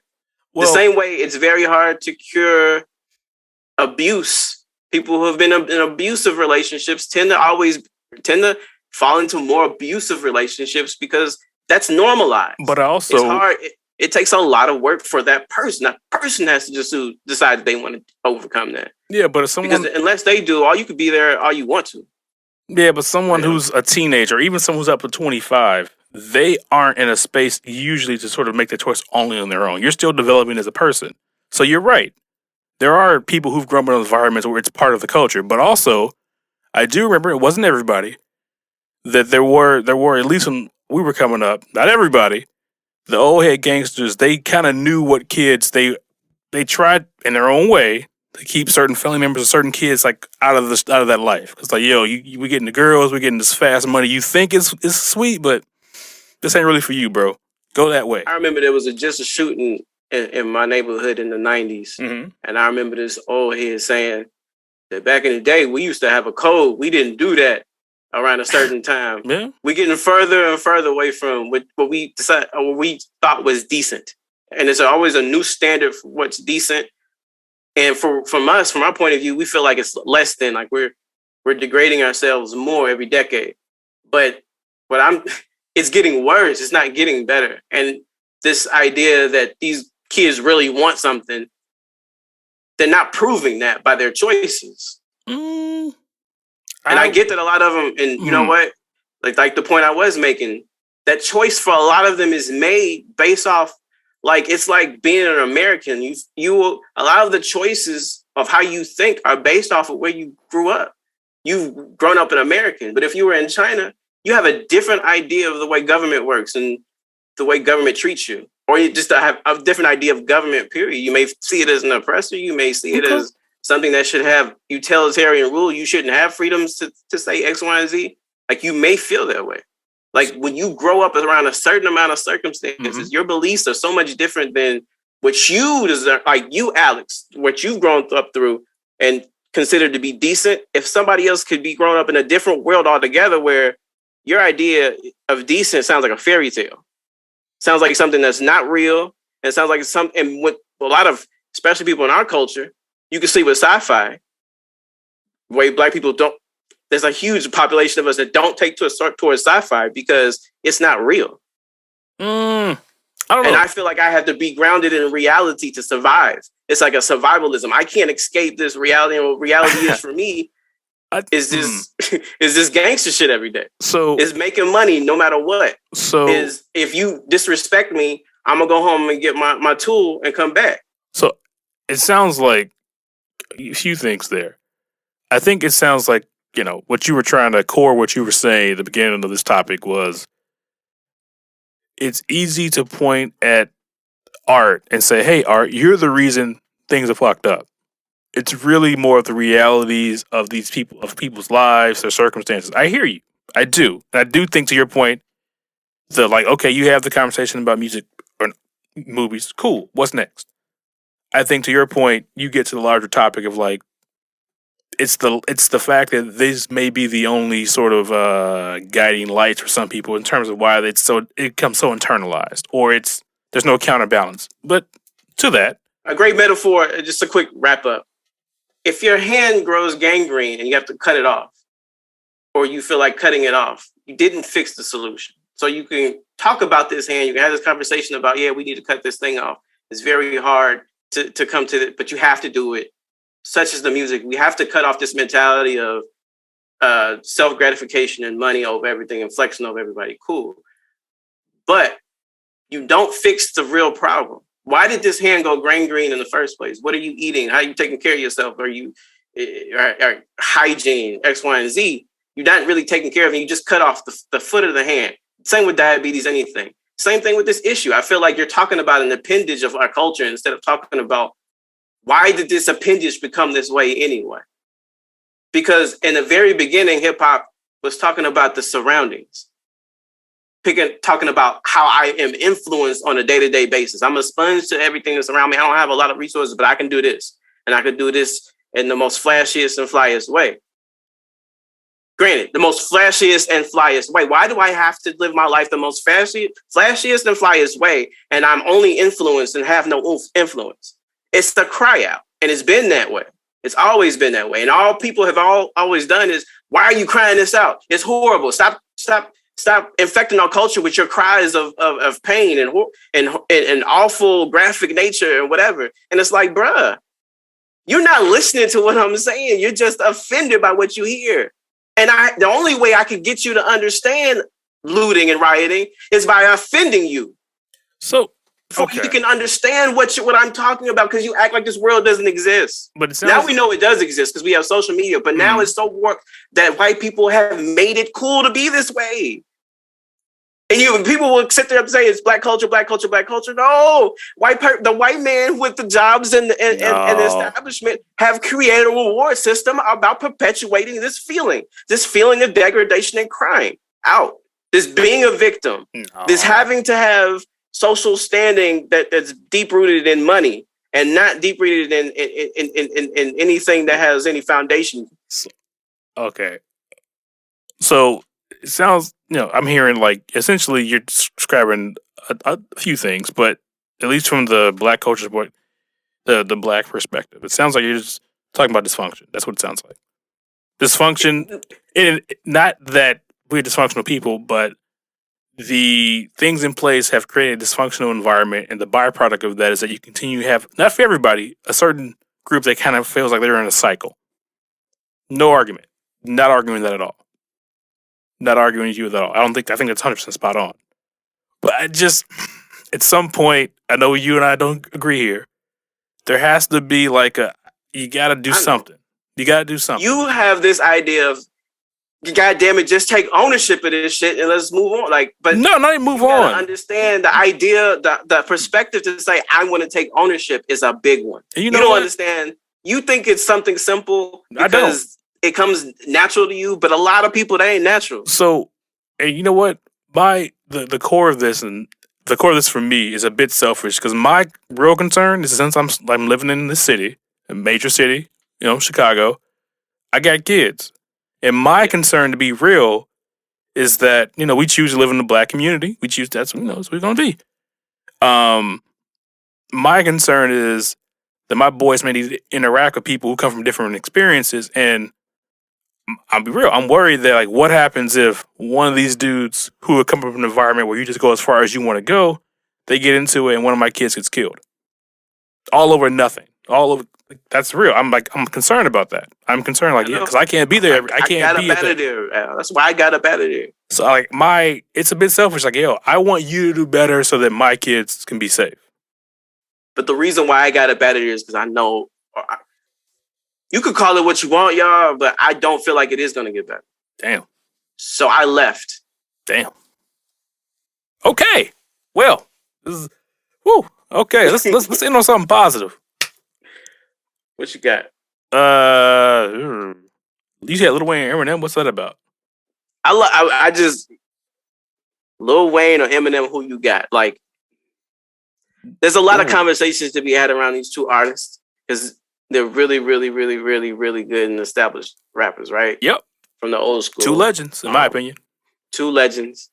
But who you got? Because on one side you got Lil Wayne, and Lil Wayne culturally has done more than anyone, I think, in hip hop. He has influenced more culturally in hip hop than any other rapper ever. You might be right, brother, to be real with you. I can't. But Eminem, I can't even argue with that. Is probably one of the best rappers ever, just based off pure talent. And in the 2000s. Recent Eminem is not bad. Let me make that very clear. The songs are never good, Al. Actually, I would say that if you want to bop a song, Eminem doesn't do very good with making a great bop or great. What? I'm not even going to front. Like, the albums, the first three, I was a big fan of them. I thought it was classic. I love them. But it comes from a day and age where bars were front and center. Nowadays, it's how the song makes you feel is front and center of music now.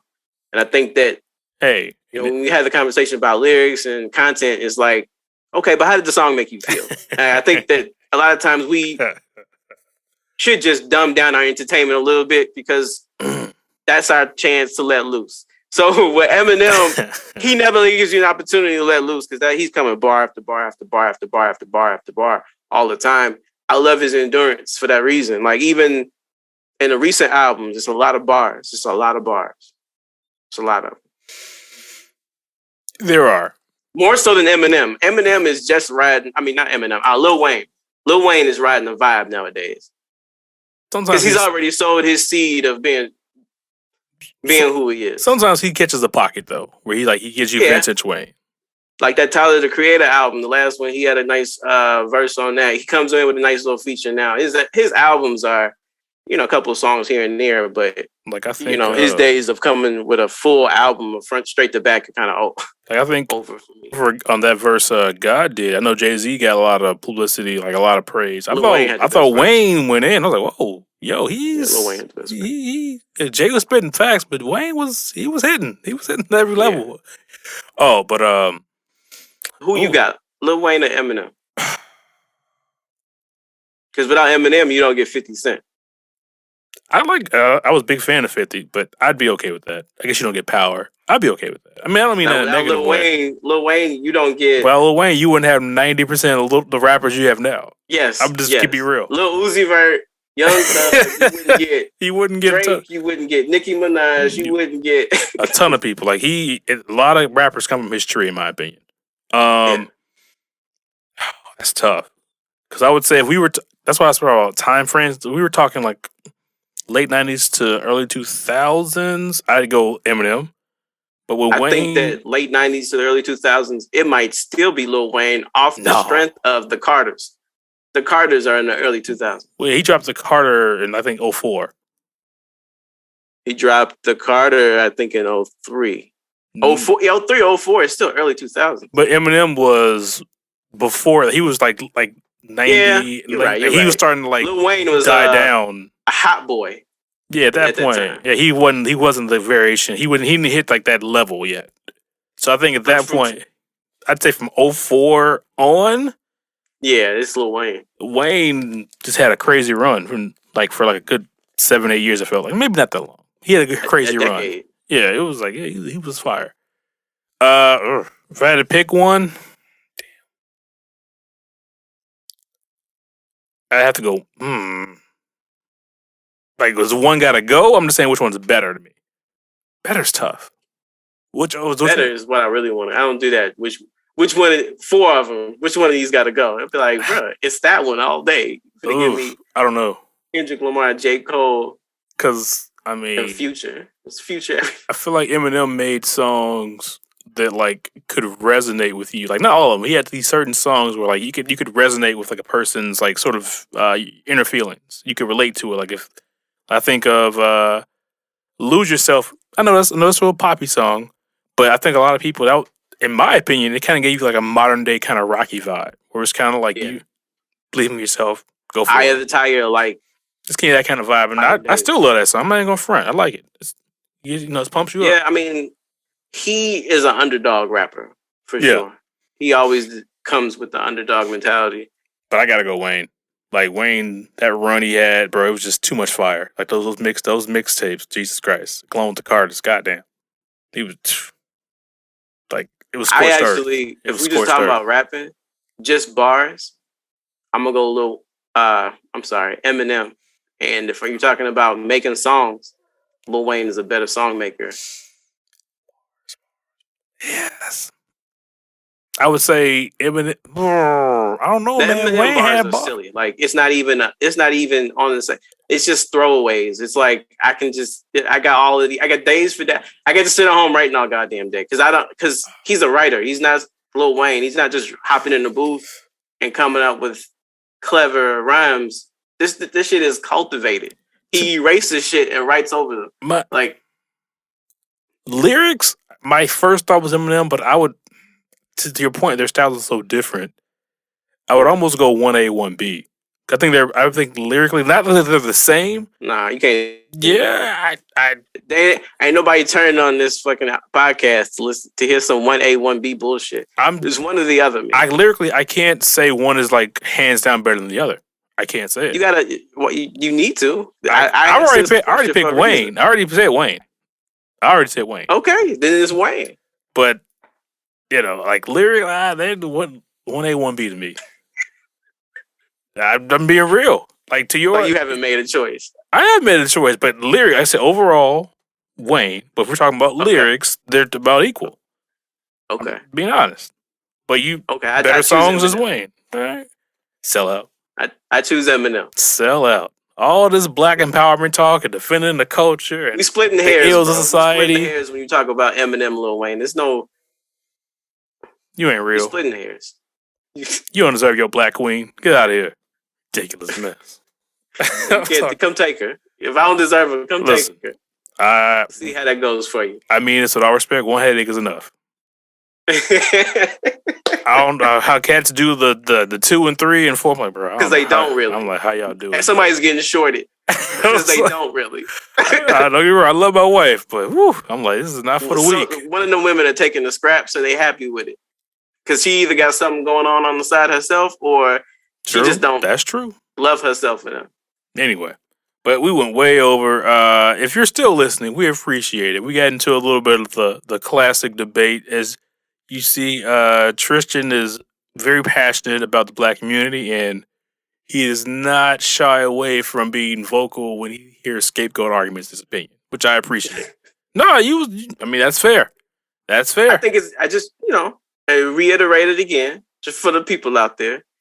If you want to, I feel like you got to look at media as a whole and not just pick one of them. You know what I'm saying? And it's always us. Right now, we got all these Bill Cosby and R. Kelly conversations. And I get there are conversations that need to be had. But we stopped talking about Kevin Spacey. And we stopped talking about Harvey Weinstein. Like, I don't hear about them as much. And low key, Johnny Depp and old girl, that was the most ratchet relationship I've ever heard. That's the most ratchet shit. And nobody looks at it that way. Like, we're not looking at that as a ratchet ass relationship. We don't look at it as to me, just a white representation of basketball wise. Like, it's the same thing. It's trash.